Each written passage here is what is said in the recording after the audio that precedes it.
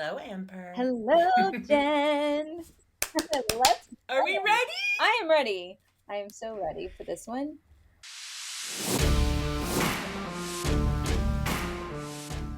Welcome to Morally Gray Babes. We're your hosts, Jen and Amber, two unapologetic book addicts diving deep into the steamiest reads, hottest book boyfriends, and those spicy moments that make you blush. Amber here, and we're not just here to talk plot twists and character arcs. We're breaking down everything from our favorite quotes to the spice levels that really bring the heat. Expect a lot of laughs, a little cussing, and some seriously hot takes. Whether we're gushing over fictional men or dishing out the truth on what books deserve the hype, nothing is off limits. So buckle up, Buttercup, and get ready for real, raw, and totally unfiltered book talk. Because we're the book besties you didn't know you needed. We are going to be talking about Captivate by EJ Lawson. It is book one in the Not There Omega series. And I just want to give a heads up, Captivate is a standalone Omegaverse romance told in multiple points of view, which we love.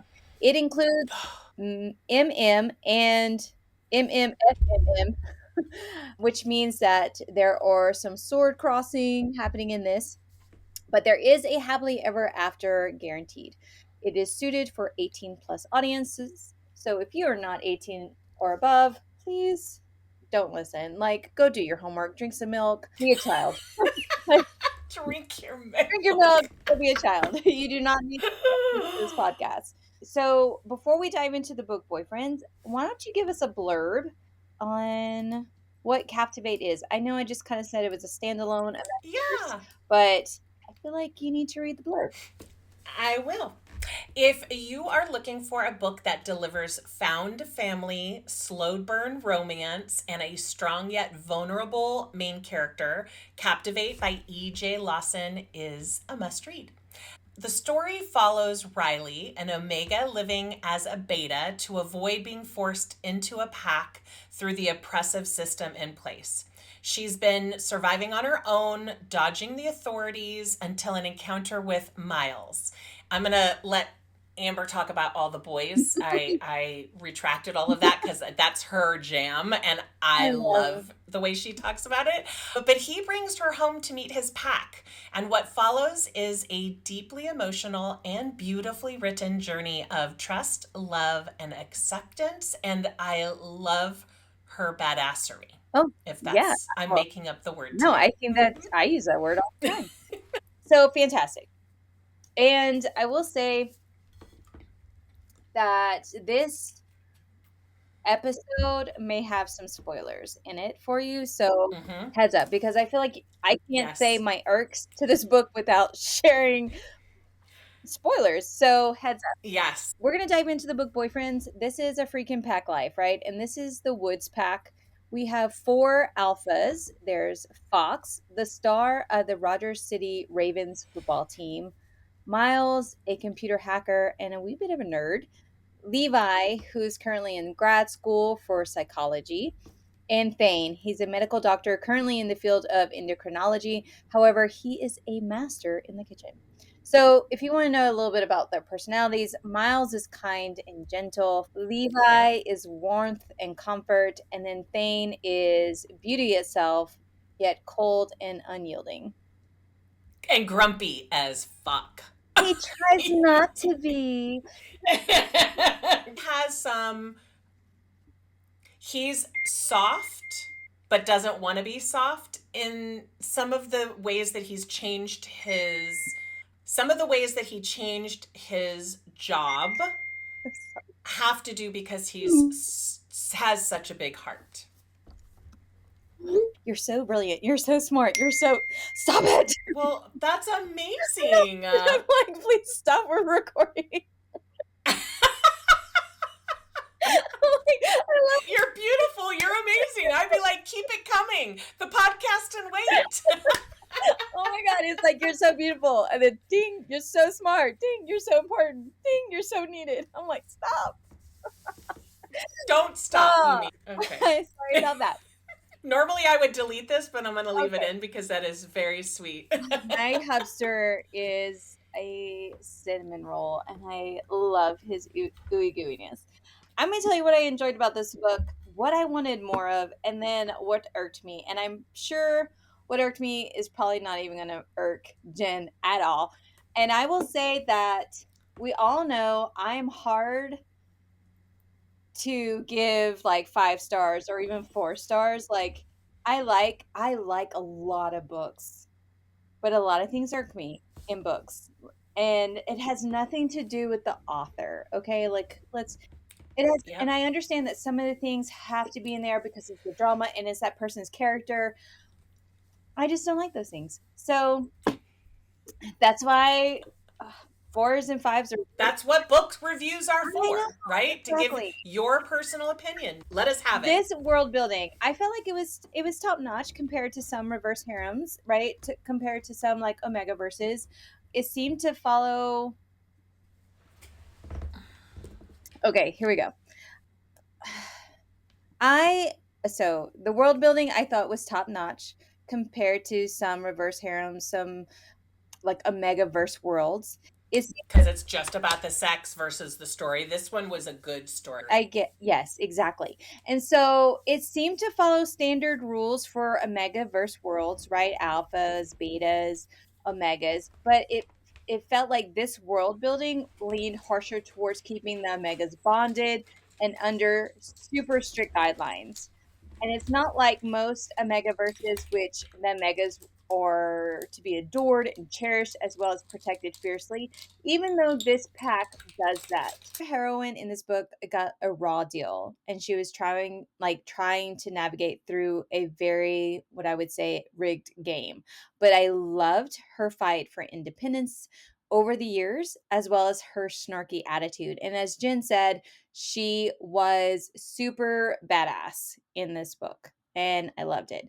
What I wanted more of in this book was like there's this not so bad drug dealer and he is giving her omega suppressants, right? She's trying to live as a beta and she has to suppress her heat and he's trying to be supportive, and he's not a bad guy, he's just dealing with, in their world, drugs.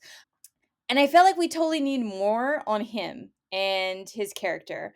And while we were wishing for like a spinoff of her pal, right? Her other beta friend who worked in the bookstore, it would have been sweet, but it kind of got wrapped up like into a tidy little bow in the epilogue. So it was fine.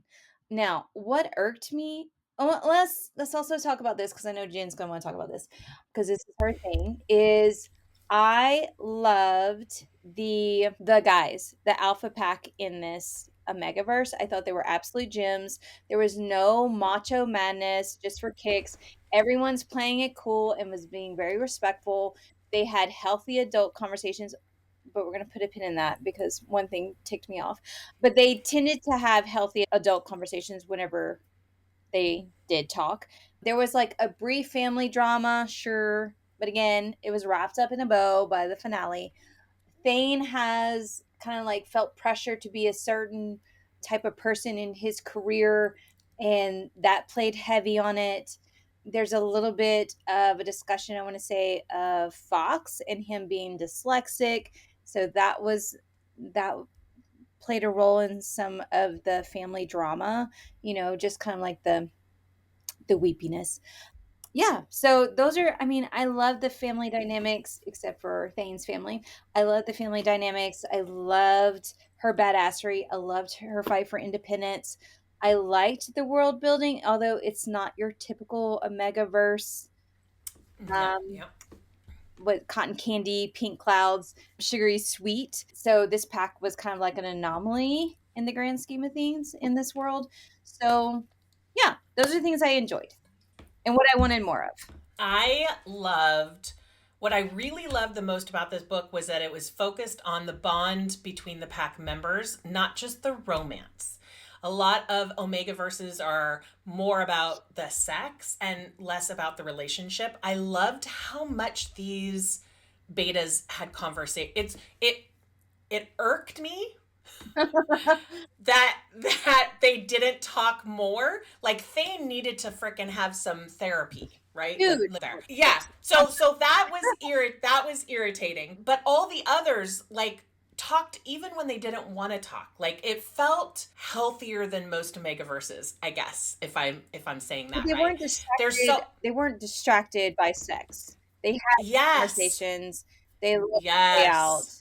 There's so much tenderness and care in the way that they welcomed Riley into their lives. And each character felt really well developed in their own strengths and struggles. Riley's journey navigating fear, learning to trust, and finding a place where she belongs was so compelling to me.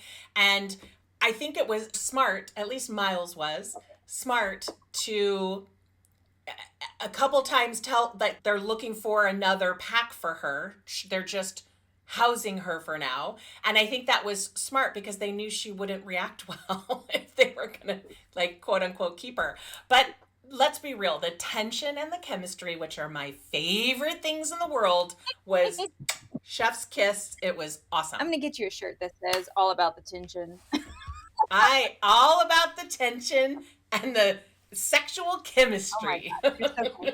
So what irked me, and it's funny, so like this is the point where I'm gonna gripe, and they're spoilers, sweeties, so buckle up. And we talked about how they had healthy communications, but I don't know, it irked me to no effing end how Riley continued to not communicate with the pack, and it just felt like this huge miscommunication, right? Like the pack wanted her, everybody wanted her, even though he was like against it for his own personal reasons, not having to do with her. And they wanted her, but they were like, hey, this is just a trial to see how it goes, because we know you're a Scottish, like a timid little deer, and you like your independence. We totally get it. And she's over there with this huge secret, and she kept being wishy-washy with wanting to be with them and then unable to because of her at the time incurable disease, and she's not wanting to hurt them. We're not having a discussion at all with the pack, and I felt like it caused unnecessary pain and discomfort. Like it totally ticks me off when people don't communicate. It's miscommunication is the worst. Well, I agree. It's also like one of my pet peeves is like whenever you see a girl and she's walking, whatever, like a person that you know, and she's like, oh my God, she looks hideous today. Her skirt is horrible. And you're talking shit about her.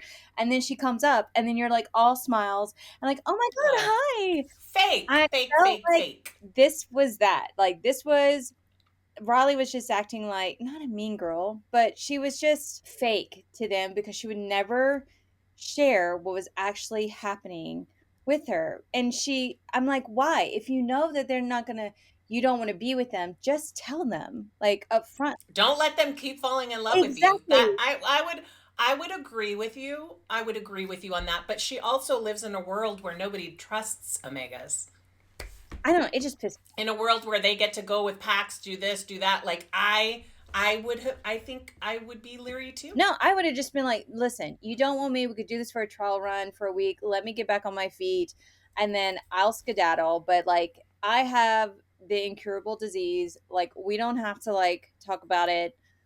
You don't want me. I'm not going to like, let's not form attachment. Like, I would have been blunt up front. Like, that way they know what they're working with. So anyway, that irked me. And Jen's like, I would have done the same thing. I'm like, oh, no. I mean, no, I'm too in your face. I think I would have handled it that way. But I think for this book, I think it kind of fit. No, because like she was so dead set on not being with them, right? And she knew why she couldn't. So, she wanted to be with them. She didn't think she could be with them because she was going to die. Yes. Like stop them from forming attachments and tell them why. Like that's the whole point. Like don't like, oh no, we can have sex and you can give me your knot, but I can't be with you because of this incurable disease. But I won't tell you about it. I'll just make you fall in love with me and then I'll leave. It pissed me off. Okay, we're gonna keep going. That is a big irk, folks. No, I'm just telling you. If there's one thing, if I could pick one thing that I know for sure that Amber hates in a book, it's miscommunication, and this book had a lot of it. Yes. So I give you that. I give it to you. It's like miscommunication It's yours. and amnesia. Like, it totally pisses me off. Like, amnesia, seriously, I did all this shit and now you're gonna forget? And like, it's like that movie 51st Dates. I don't know how Adam Sandler did it. I would have given up. Like, I would have been like, oh, I'll just stop. If your husband would forget you every day because he got in an No, accident, you no. would not. No, I would be like, would not. you love me. I'm sorry. This is what you got, but you loved it. I'm so sorry. I'm your penance. Anyway, so we're gonna keep going. Raleigh's, Yes. like, the other thing that got me was like all of a sudden Raleigh's miracle cure from her death sentence disease, right? Her incurable disease. Like, I loved it. God, we should not do this. I loved it because I want a happy ending, whether it's real or not. Yeah. Just give me my damn happy ending. So obviously I have mixed feelings. So, like, when you're reading it, I was like, so, like, my heart was like crushed for her because she's like feeling this, and then I'm like also pissed off at her because she's not talking to the guys. Like, I had all the emotions, and then I rolled my eyes so hard I took a star off my rating because it was cured in like one freaking minute. Like, No, she had to go through the trial. it was in remission, and they've and been it doing may it come for back. years. I know, it's like, oh, it's cured, but it may come back. It was doing this, but I'm like, can we just leave it like as this happy Purnell moment? Like, we have something that's helping, and it may put you in remission. Like, the fact that she was like in remission, and then it may come back, and like, I felt like it was very. I know it's in Omegaverse, so Omegaverse is also unrealistic. I get this, people. I mean, Emotional. But I just felt like it was just kind of like, I don't know, like too magical. And all I kept thinking the whole time I'm reading this is, if she dies at the end, I'm never ever gonna read another Omegaverse. So I'm never I was like, I'm done. I tell you, I only choose happy ever after. I know, but sometimes you never know. It's said in the thing. Anyway, so the other thing was like, there's this whole like baby plot, right?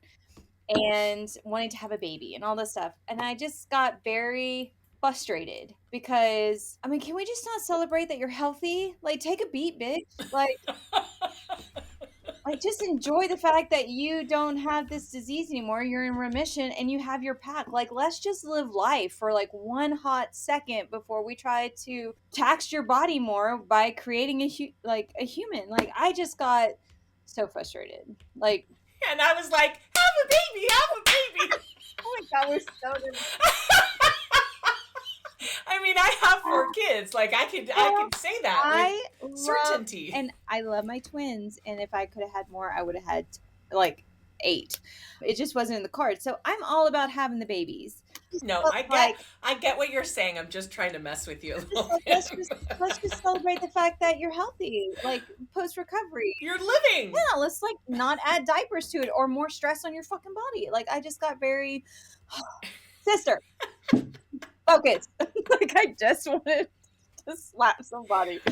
Anyway, despite all that, despite the side eyes I gave this book while I was reading it, I devoured it, right? I ate this up. I think it took me like 2 days to get through, and I also snagged the next one. So there's that. But I just want to dive.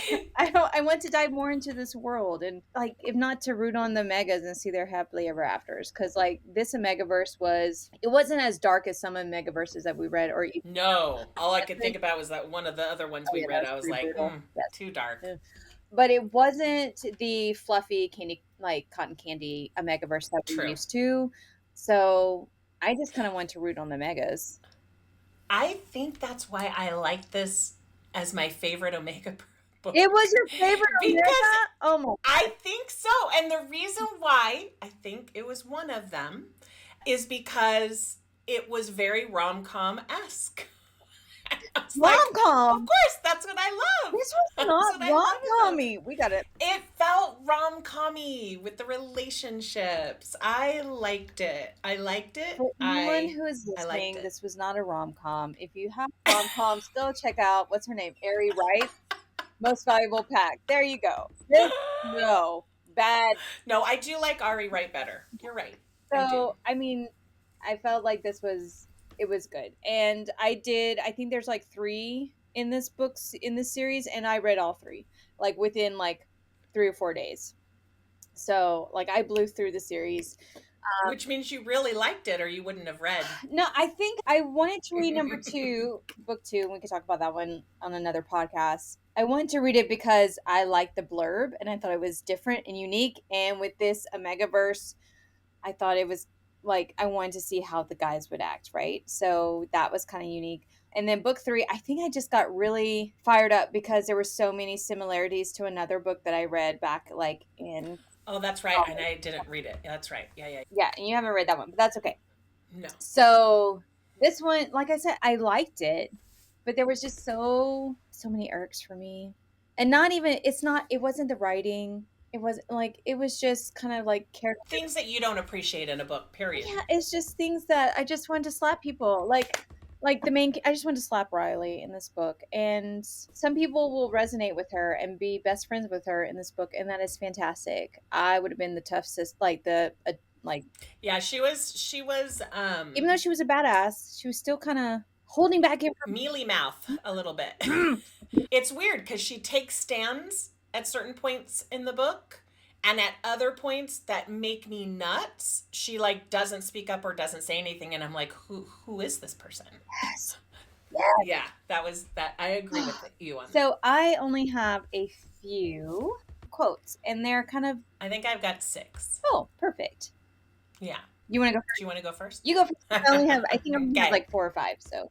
Okay. My straight dark hair actually has some volume to it, not because of any miracle product, but because I've been running my hands through it roughly every time I blank out on a scene or I can't remember the perfect word to use. Now my hair is in this messy, I survived a hurricane hairstyle. The shadows under my eyes nearly match the violet shades of my irises.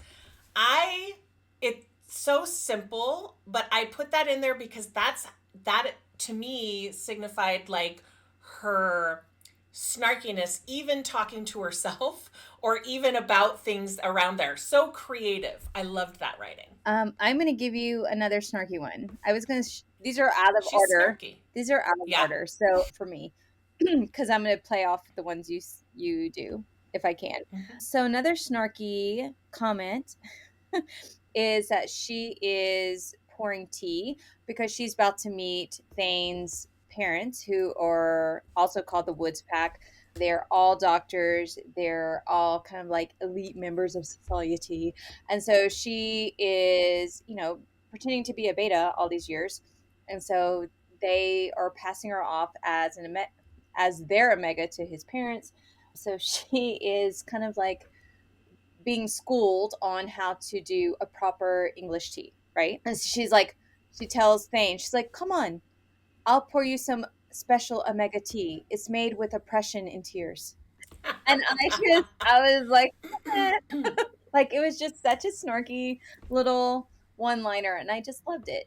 So yeah, in fact, I only have 3 more, and they're all one-liners. So I love it. So this one, books are meant for escaping the real world. Right. Books with happy endings allow us to find hope, even if the real world doesn't have it. I was like, that's perfect. And that's what Jen just told me whenever I said I didn't want her go into remission. Exactly. Don't care if it's the real world. I want all happy. Right. So this one is not, it gives a little bit more in depth of like her stance before she met the pack. So Miles is confronting her. I think it's Miles. And this is kind of like her inner dialogue. And she says, I freeze at his words, cursing how well he already knows me after only a few hours. I wasn't fine in the apartment. I was surviving, but I wasn't fine. I was lonely, sad, and heartbroken in so many ways that I didn't know how to put myself back together. I still don't. but I feel like staying here even for a day or two would give me the courage to start assembling myself back into something whole. Yes. So, Yes. This one follows that one. okay. I close my eyes and I pray for a miracle, a hero. I'm so tired of having to be my own.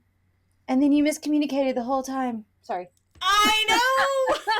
I know. Obviously, authors, please don't write miscommunication. Then I think this one is Fox. Maybe I should write who's saying things, but I never do either. he's helping her kind of get undressed and take care of herself. And he says, "Don't worry, sugar," he says with a crooked grin. "Just taking your boots off. We can explore other ways you can have me on my knees another day." Yes. I didn't put any sexual ones in there, and I usually always pick them out, but I didn't this time, so I'm happy that you did. All right, my last one.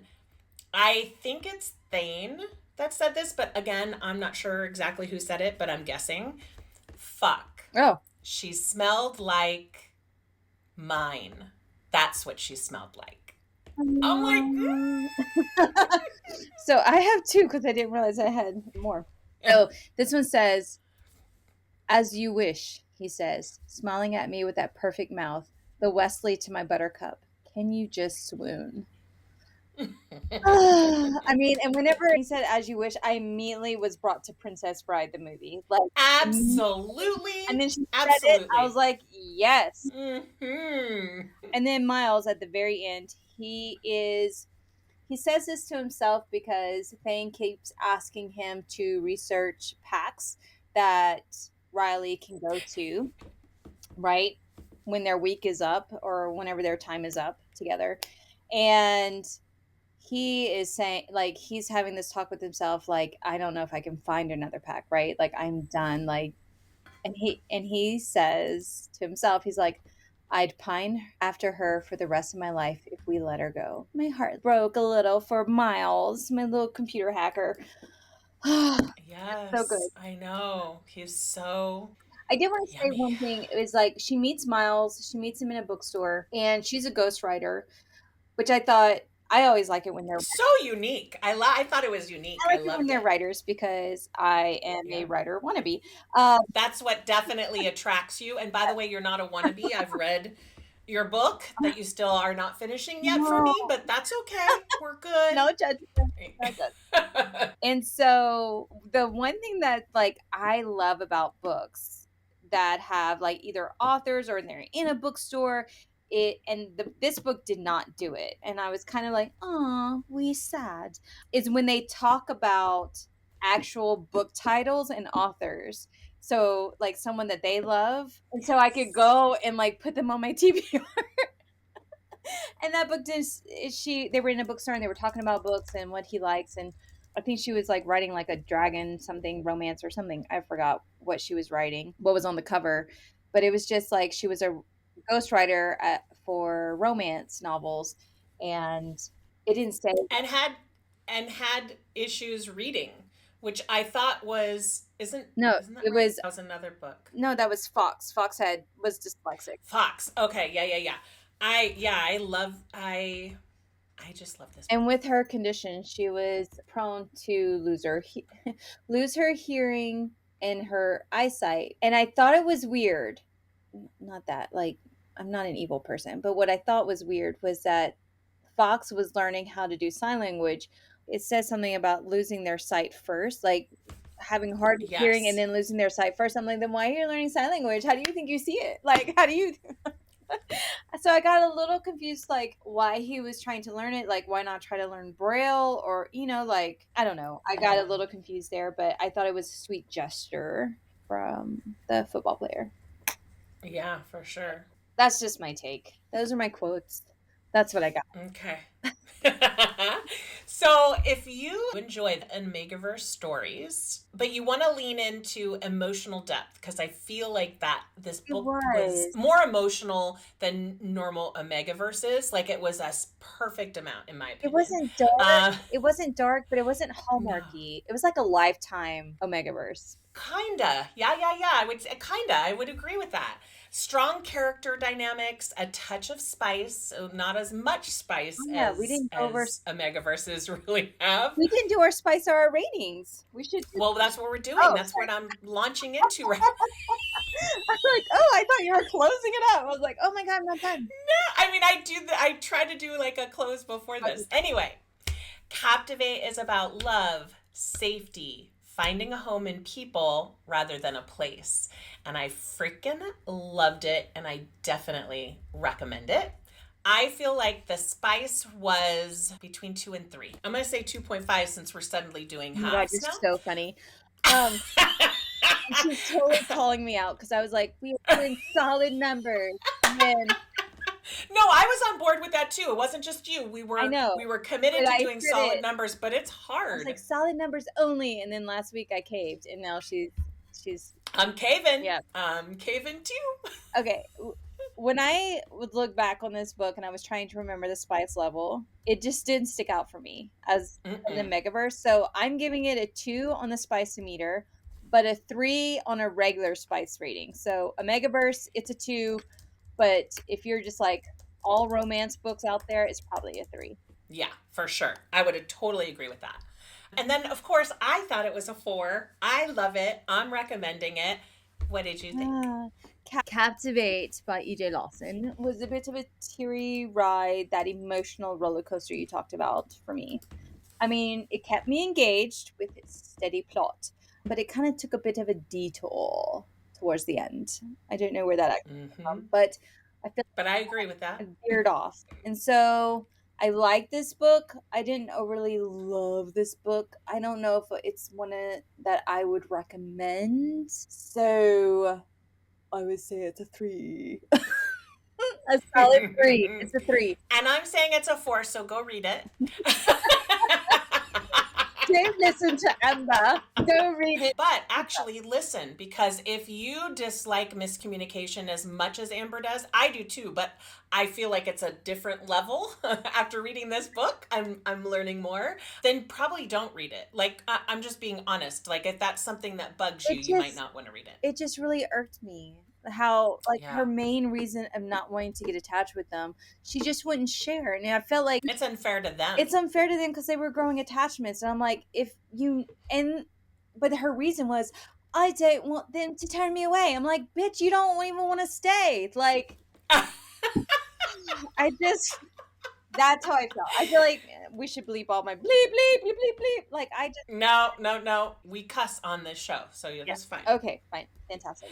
All right. Thanks for tuning in, babes. If you loved hanging out with us today, don't forget to check the show notes for all of those juicy details and all the links, because you will want to look at them. And you can also discover your next book boyfriend with our epic quiz, if I do say so myself, which is linked in our show notes. And of course, like I said, follow us for more spicy reads, hot takes, and unfiltered fun.